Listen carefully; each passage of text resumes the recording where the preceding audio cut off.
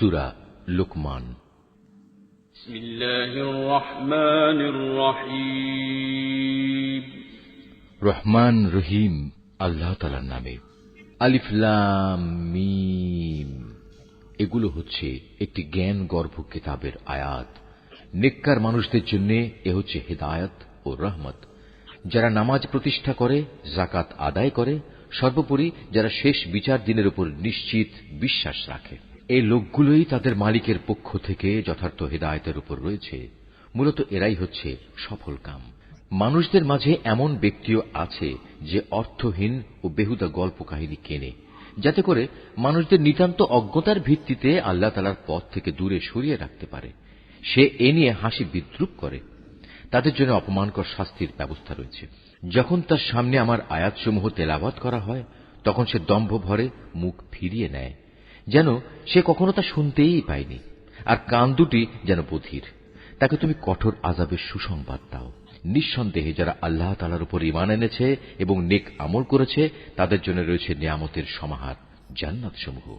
সেখানে তারা চিরকাল অবস্থান করবে। আল্লাহ তাআলার প্রতিশ্রুতি অতীব সত্য। তিনি মহাপরাক্রমশালী, প্রজ্ঞাময়। তোমরা দেখতে পাচ্ছ, তিনি আসমান সমূহকে কোন স্তম্ভ ছাড়াই পয়দা করেছেন। তিনি জমিনে পাহাড় সমূহ স্থাপন করে রেখেছেন, যাতে করে তা তোমাদের দিয়ে কখনো একদিকে ঢলে না পড়ে। আবার তাতে প্রত্যেক প্রকারের বিচরণশীল জন্তু তিনি ছড়িয়ে দিয়েছেন। হ্যাঁ, আমি আকাশ থেকে পানি বর্ষণ করেছি, অতঃপর সে পানি দিয়ে সেখানে আমি সুন্দর সুন্দর জিনিসপত্র উৎপাদন করিয়েছি। এ হচ্ছে আল্লাহ তাআলার সৃষ্টি।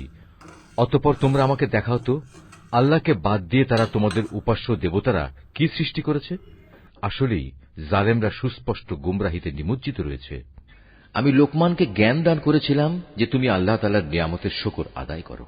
কেননা যে ব্যক্তি আল্লাহ তাআলার শুকর আদায় করে, সে তো তা করে তার নিজের ভালোর জন্যই। আর যদি কেউ অকৃতজ্ঞতাজনক আচরণ করে, তার জানা উচিত আল্লাহ তাআলা কারোই মুখাপেক্ষী নন, তিনি যাবতীয় প্রশংসার অধিকারী। হে নবী, স্মরণ করো যখন লোকমান তার ছেলেকে নসিহত করতে গিয়ে বলল, হে বৎস, আল্লাহ তাআলার সাথে শিরক করো না, কেননা শিরক হচ্ছে সবচাইতে বড় জুলুম। আমি মানুষকে তাদের পিতামাতার ব্যাপারে নির্দেশ দিয়েছি যেন তারা তাদের সাথে ভালো ব্যবহার করে, কেননা তার মা কষ্টের পর কষ্ট সহ্য করে তাকে গর্ভে ধারণ করেছে এবং 2 বছর পর সে বুকের দুধ খাওয়া ছেড়েছে।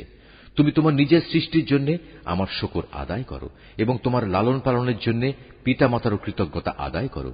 অবশ্য তোমাদের সবাইকে আমার কাছেই ফিরে আসতে হবে। যদি তারা উভয়ে তোমাকে এ বিষয়ের উপর পীড়াপিড়ি করে যে তুমি আমার সাথে শিরক করবে, যে ব্যাপারে তোমার কোনো জ্ঞানই নেই, তাহলে তুমি তাদের দুজনের কারোই কথা মানবে না। তবে দুনিয়ার জীবনে তুমি অবশ্যই তাদের সাথে ভালো ব্যবহার করবে। তুমি শুধু তার কথাই শুনবে যে ব্যক্তি আমার অভিমুখী হয়ে আছে।